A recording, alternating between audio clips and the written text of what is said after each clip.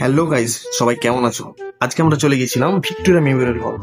প্রথমে টিকিট কেটে গেটে এন্ট্রি মারার পর নুড়ি পাথরের উপর দিয়ে হাঁটতে হাঁটতে প্রথমেই চোখে পড়ে এই মূর্তিটি। এনার নাম এলবার্ট এডওয়ার্ড। ইনি নাকি একসময় এখানে রাজত্ব করতেন। এনার ভয়ে সবাই কাঁপতো। ভাই, এখন আর ভয় টয় কেউ করে না, পাখিরা মাথায় হাগু করে দিয়ে চলে যায়। এরপর আমরাও কোনো ভয় টয় না করে এগিয়ে গেলাম। এই হচ্ছে রানী ভিক্টোরিয়ার উইকেন্ড বাংলো।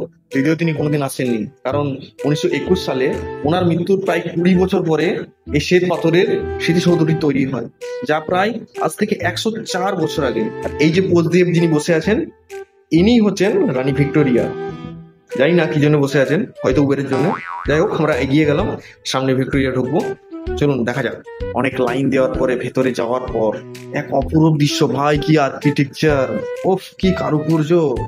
সেই পুরানো দিনের বন্দুক, সেই সব স্মৃতি, আহা, স্ট্যাচু, কি দারুণ দৃশ্য ভাই, এক আলাদা লেভেলের। এরপর আমরা মিউজিয়াম থেকে বেরিয়ে চলে গেলাম বাগানের দিকে। দারুণ দৃশ্য ভাই, দারুণ জায়গা।